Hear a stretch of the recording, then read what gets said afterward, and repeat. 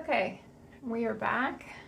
Check audio. It looks fine. Okay. I will open up the chat in about 20 minutes, 25 minutes, and I'll answer any questions anybody has. But for now, we will get started without the chat open. Tends to distract me a little bit. People who listen to the stream know that. Distracts me a little bit in the beginning, so I like to get a couple topics out, and then I open it up for general conversation. So, what are we going to talk about today? I want to talk about metaphysical and the paradoxes of metaphysical things. What will we categorize as metaphysical? Some people will say numerology, in a sense, astrology, energy work, I'm trying to think what else, like crystals, runes, tarot cards. You can throw just about any discipline that's rooted in, you can't figure out a physical reason why it works, in a sense, to be kind of metaphysical. It's beyond physical comprehension. It's kind of beyond the physical world. Might be even a better definition of it. It's beyond the physical world. Like, what do we really believe in? What do we really think is going on in the world? What is going on in our life? And what happens with a lot of us on our, whether we're in our awakening journey, or whether we're in our ascension journey, whether we're just opening up to different concepts that aren't ingrained in the physical, that aren't ingrained in human beliefs. Even though some of the metaphysical are, and that's why I want to kind of get to the paradox of the metaphysical a little bit, because it's not as, we try to take the medical physical stuff and put like a human brain on it. And when we put a human brain on anything, we've immediately distorted the entire thing, because the human brain can't think quantum. It can't think beyond just the physical realm. It's not what it was meant to do. It's meant to kind of keep your physical vessel alive. It's not meant for any hardcore figuring anything out. So for a lot of us, we'll go to a certain point in our physical existence and we won't like our outcomes. Or I'm going to put another one in here that I don't talk about too much. Sometimes just strange things starts to happen. Coincidences start to build up. You might hear a podcast on something and it strikes your eye. You think, oh, that's interesting. Oh, that happened to me. Deja vu is a good example of that. Oh, that was kind of weird and that happened to me. I don't really know what that's about. I'm kind of curious. Let me read up into that. Or I had a really strange dream. It stuck with me. I want to read more about it. Sometimes it's not the harsh stuff that pushes us into it. For me, it was. I think for a lot of people, it can be. I got really into energy work. That was kind of that was the gateway. All these things are kind of gateways into something else. But we kind of use a lot of this stuff because we're trying to enhance our human existence. That's kind of why we get into it. We want to make our human existence better. And the paradox of that whole thing is these things really don't exist to make your human existence better. All these things exist to pull you out of your human existence. They're to unearth, unlock, unravel all of your ancestral knowing that's in your DNA. These are things that are not meant to exist in the human world. So when we try to bring them in, a couple things happen. Well, a zillion things happen, but we're going to pinpoint a couple of things that happen. When we try to bring them into our human world, what we're going to find is we don't exactly get the results we want. Normally things kind of start falling apart a little bit quicker, because what happens is our vibration will start to raise and we start unlocking a lot of this energy within us. We start clearing emotions. If you're using crystals, you can clear a lot of emotions. If you're getting a lot of energy work done, you're going to be clearing a lot of stuff from the body. The whole point of energy work, no matter which discipline you do, whether it's Reiki or something else. Some people, eventually we go beyond Reiki, because Reiki is kind of a lower vibration, but there's different iterations even in Reiki. There's different types of Reiki. I mean, when I was coming through that path, I learned four different types of Reiki. So there's a lot of different pathways in. That's why we really can't judge how anyone got here. Everyone's going to use sort of a different path to get here.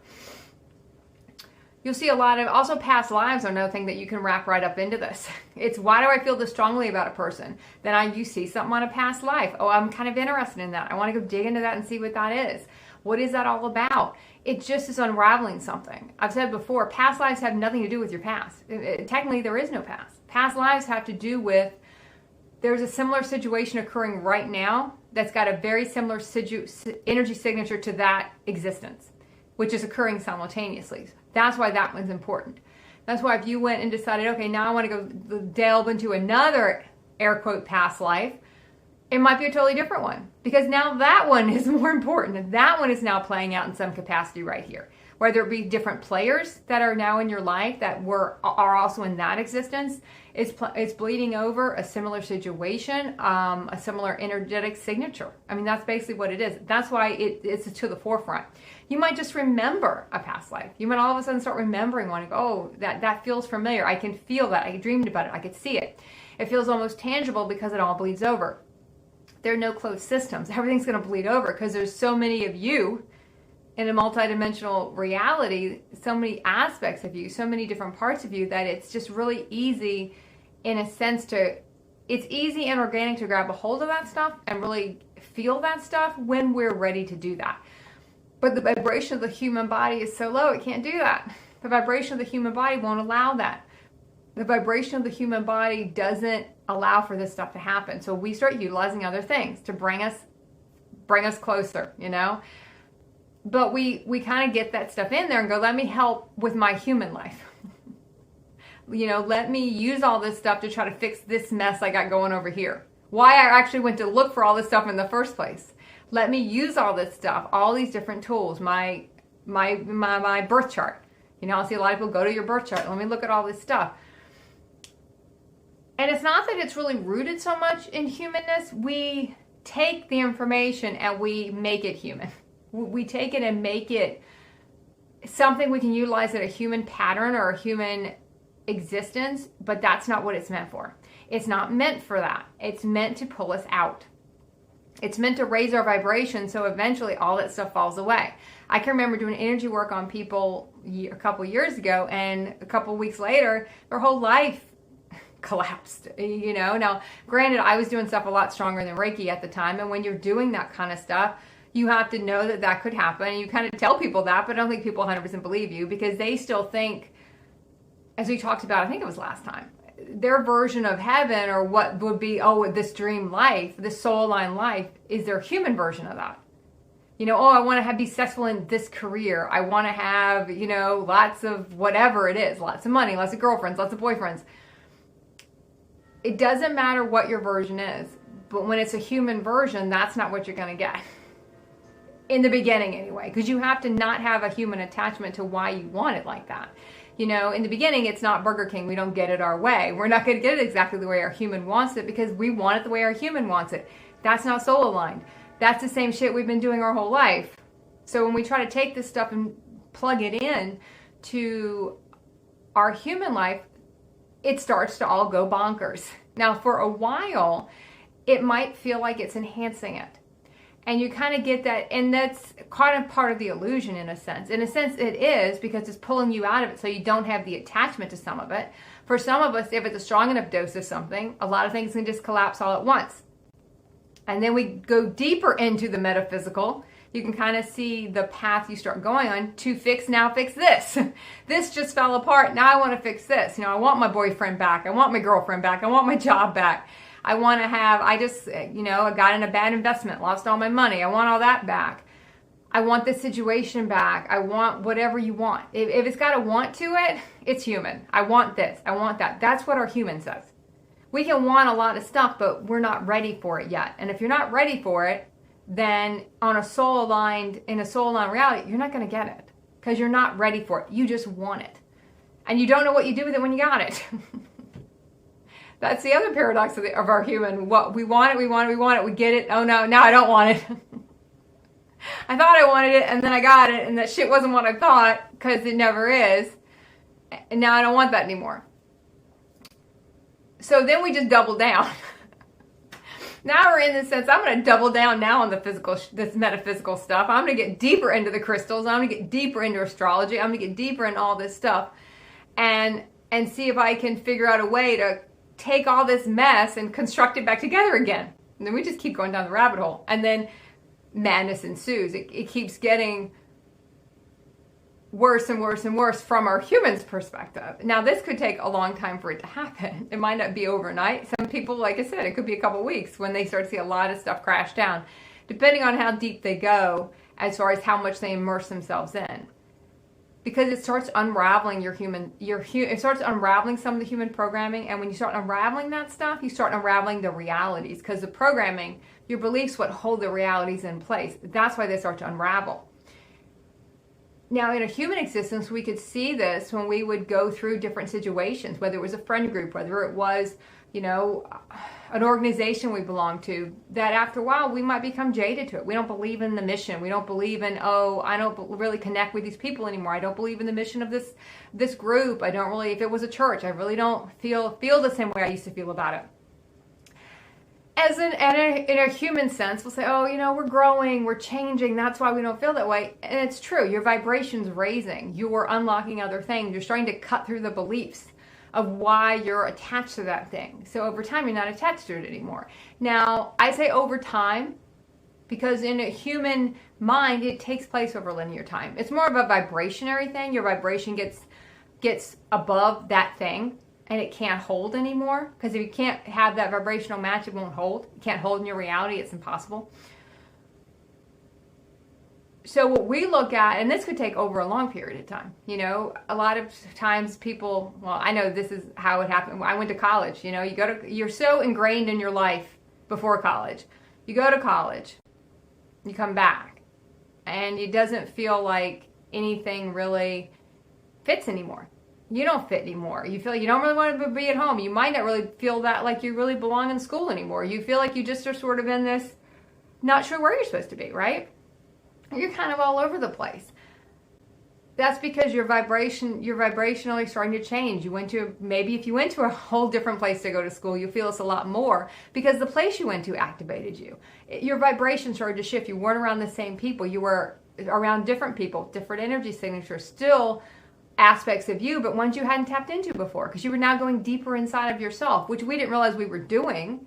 And we're doing it at a slower pace. We're not doing it consciously, but we can still see over linear time, and how we would view it then, how we did start to change. How even before we've gone into our doing things consciously, in a sense, or making conscious choices to do this, increasing our vibration consciously, until we were in that phase. Even in a human phase, we're trying to do it. We're trying to wake ourselves up. We're trying to put ourselves in situations that can be really fucked up just to see how we get out of it. Even though at the time we don't realize that's what we're doing. We're trying to clear emotions. We're using situations to do that. We're using relationships to do that. We're doing everything kind of blindly, in a sense, because we don't know any better. But the more we start to delve into the metaphysical stuff, the more we sort of start the process of, it's the gateway drug to ascension, in a sense. It's the gateway to pull out. Now, a lot of this stuff, I would kind of consider it more fourth dimensional stuff. When you're in the Reiki, when you're into astrology, when you're into numerology, when you're into any of that type of stuff, I kind of feel like it's sort of that 4D thing, because we're still trying to utilize it, because eventually we kind of lose attachment to all of it. Even crystals, even Andaras, now the Andaras have a totally different vibration. They are a totally different level to work on than crystals. Some people have crystals to Andaras, some people start right with Andaras. It doesn't really matter. Some people don't really resonate with either. But when you're in this phase, you're gonna find that you're gonna keep going towards something else. But it can take a lot of time, because they're still trying to use that stuff to fix the old stuff. That's why we set in fourth dimensional consciousness for so long. 1 foot in third dimensional realities, and 1 foot in fifth dimensional realities, and then we call that a fourth dimensional reality. We're not 100% out of 3D. We haven't really anchored in anything soul aligned yet. We just feel the feelings of soul aligned realities. We can activate those feelings within ourselves now. We just can't hold them for very long. We haven't embodied anything in. We haven't really gone through any big changes in our life yet, in a sense, that we've consciously done, or unconsciously, or consciously watched kind of fall around us. We haven't gone through any of that stuff yet. So we're kind of in this thing where we're dabbling in this stuff. Some people call it a seeker phase. I've seen that a lot. And the thing about 4D, is we always feel like we're out of it way before we're out of it. And we can be in 4D for 3 to 4 to 5 years of an ascension journey, you know? And we think we left that shit behind a long time ago, but we still have stuff that we're holding on to because we haven't really gotten to the depth of our human programming yet.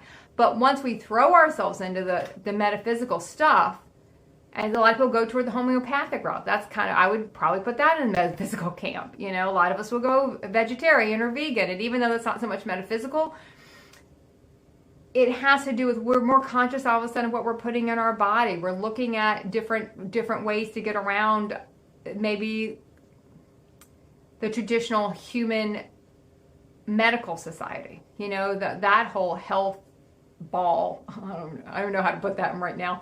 That's a whole different stream. That whole sphere of what we consider human health, what we consider, you know, what's normal, which is going to change along the way because your body's going to change, your blood work changes. Everything's kind of going to start to change. So what would have seemed abnormal for blood work when you had a complete human body, and once your body starts to morph and your DNA starts to shift, I know I lose a lot of people when I say some of this stuff because I used to get lost when people would talk about this. But your body does start to change. Your blood work does start to come back weird. And then it settles back out again in a different place. So we kind of got to ride through that because remember, when you expose yourself to consciousness, and that is metaphysical stuff, it might not be the purest of the purest stuff because it gets tainted by...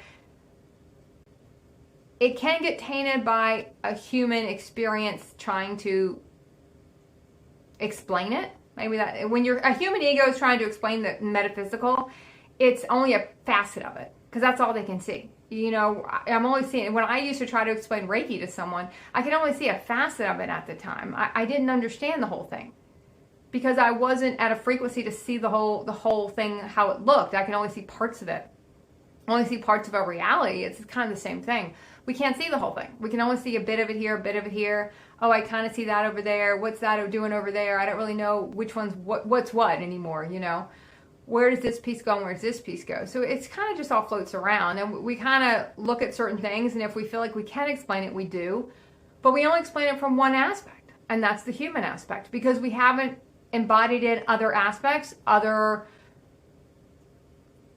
parts of ourselves to be able to see all the other pieces and parts of why that thing is actually there. We only can see it from that one facet, that one aspect. So that's where a lot of the metaphysical stuff starts to get distorted. But it's still conscious. It just might not be the highest of the high, but it's still a conscious, they're more conscious materials in a sense when you start dealing with these type of metaphysical concepts or things where we look at something besides what we can see. You know, we start to look at something that's not in the physical. We're looking at something that's not ingrained in the physical realities. We're looking at something else. We just can't stop ourselves from trying to throw it into the human realities. We just don't know any better.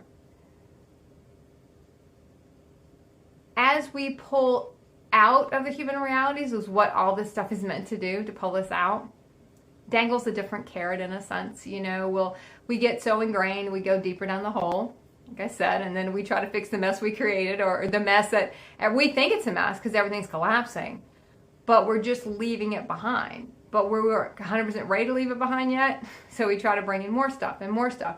And then you get into a lot of the people that teach a lot of these disciplines. And for a while, we will do that. Some people stay in that a long time because their role is to stay in that place a long time. They never really get past that space. They have the wiggle room sort of in their soul plan. Because we have a human plan, we have soul plans, we have galactic plans. But once you kind of get out of your human plan and go into your soul plan, and that's going to be different for everybody. You know, some people have a lot more leeway. Some people have a lot more time. Some people who stuck with certain things for a long period of time have a much longer runway where they can set in, I would even in a sense put yoga in this, even though I do think it's more, a lot of the stuff that was totally, it was not as mainstream back 20, 30 years ago.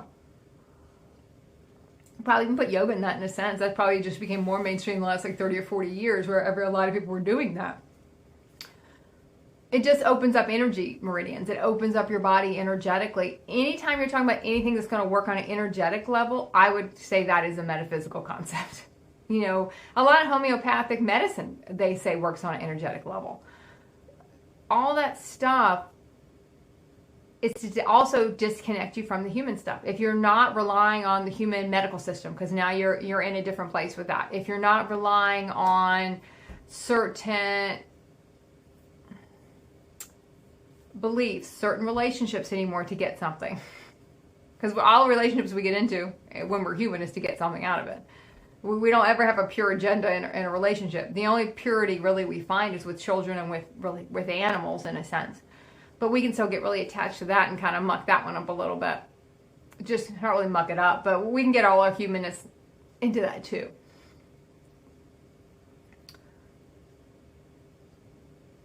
So the trick really in the whole thing is that all this stuff we're trying to utilize to help our the more we try to utilize it to help our human reality, the more it collapses our human reality and pushes us towards something else.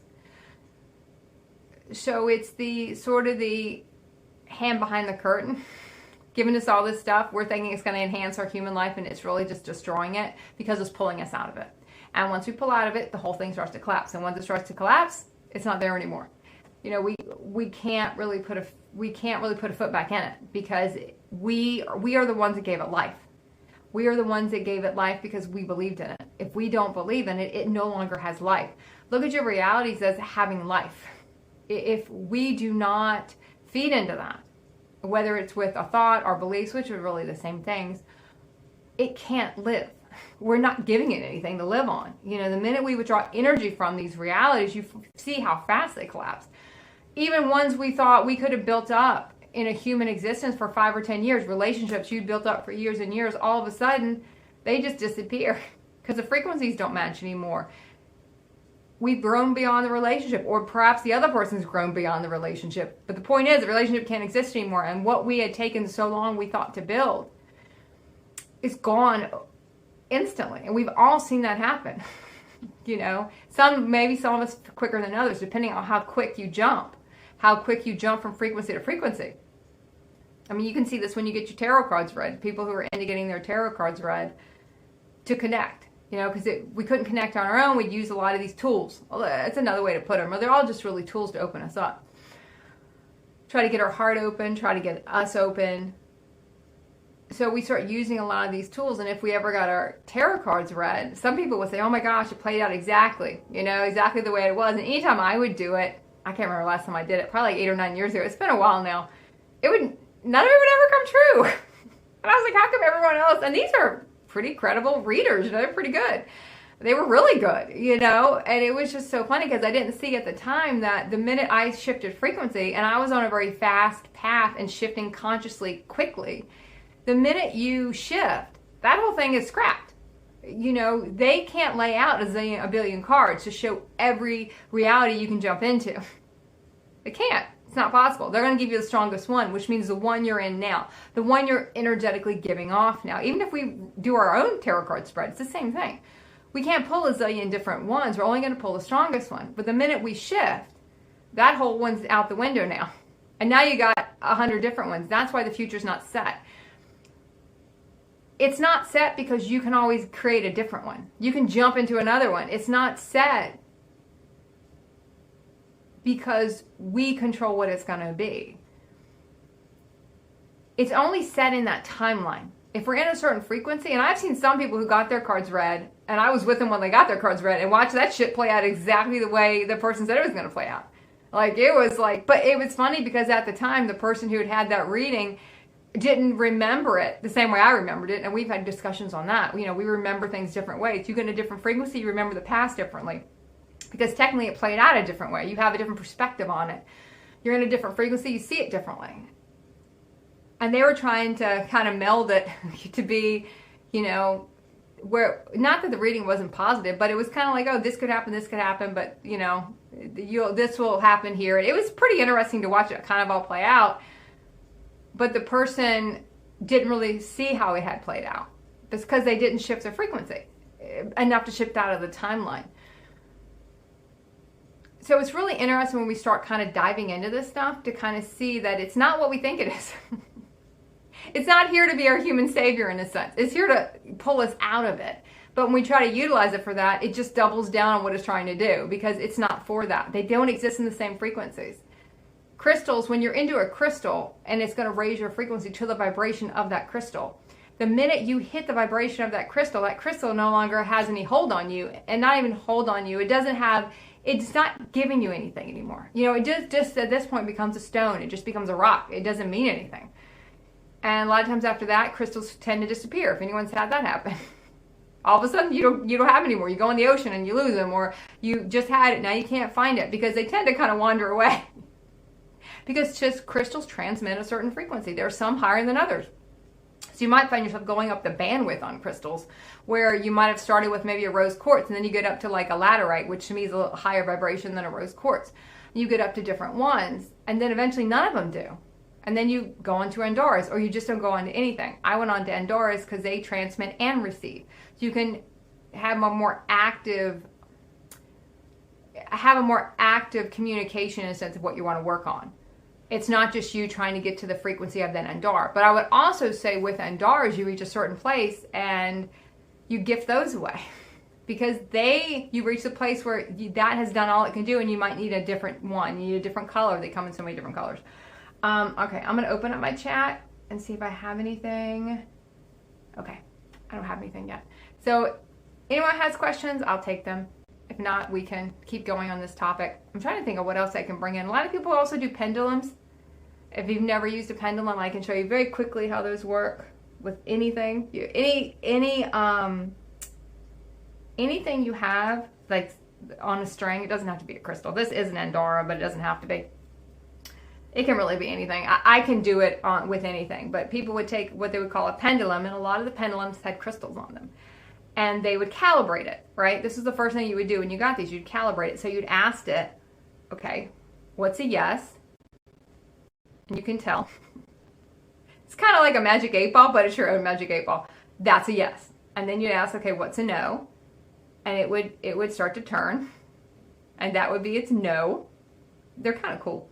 And then you would ask it, okay, what if the decision is not made yet? And when you do that, and then it would circle. Like so.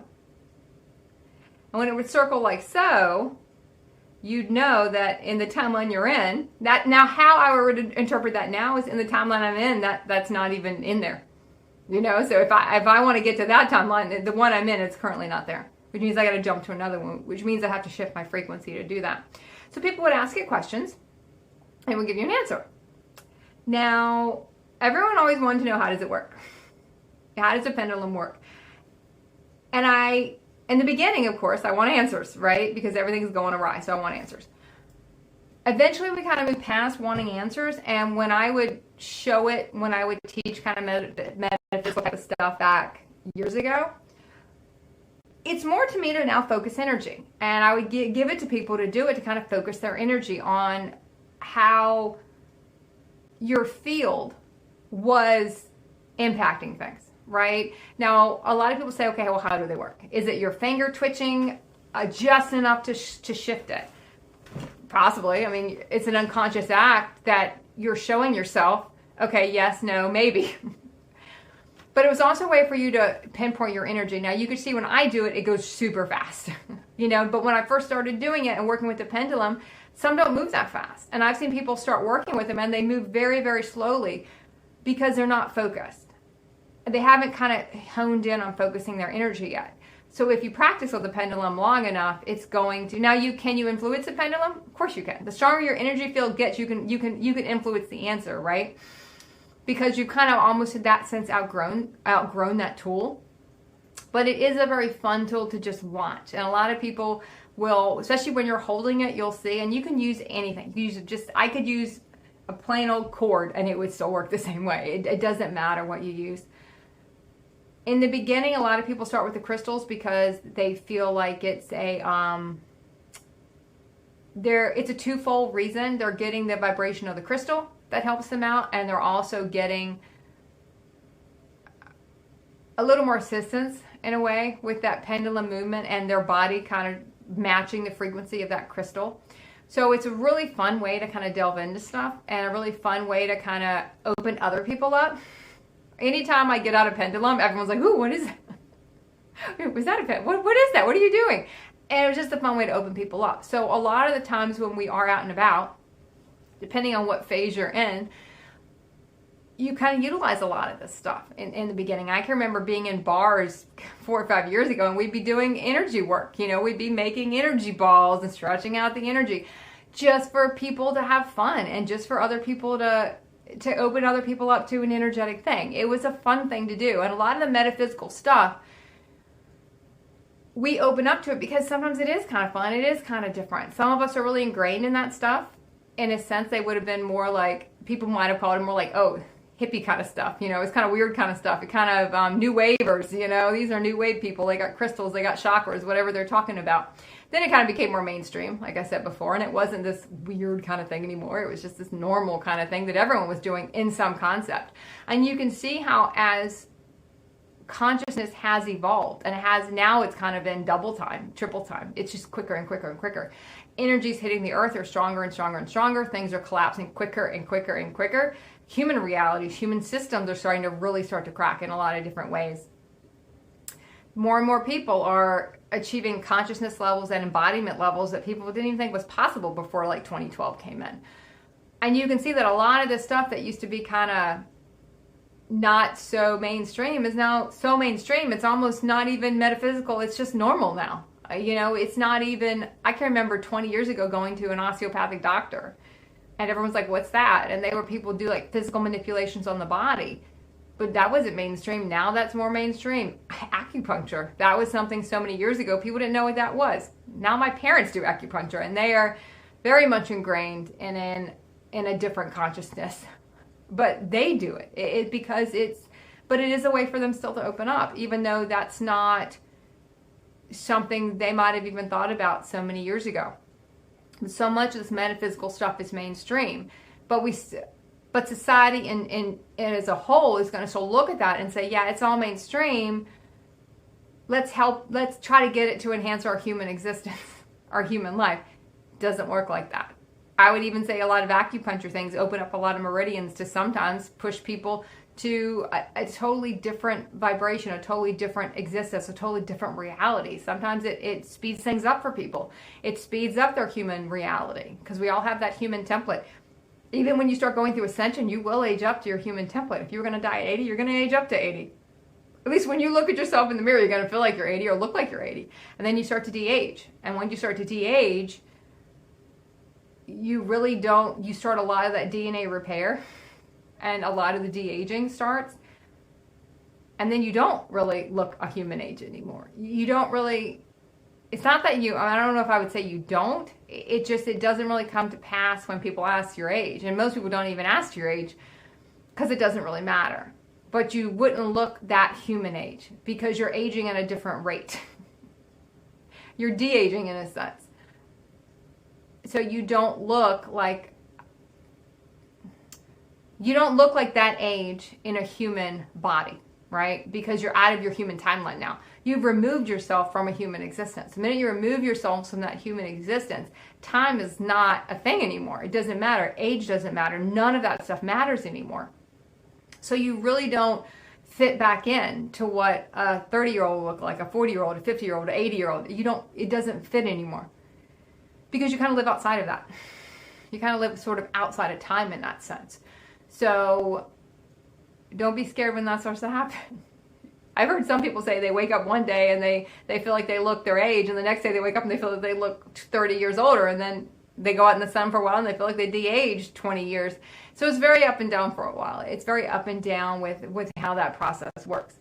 It's very up and down with how we feel about that process and what we're going to do with what we do with a lot of these things when they start to happen. How we start to take them and put them in a human existence again. We try to bottle them in to say, okay, what is this? What is going on here? Why am I not sure what's going on here? Why does this not make sense anymore? Because a lot of it won't make sense anymore, but it's not really supposed to make sense anymore.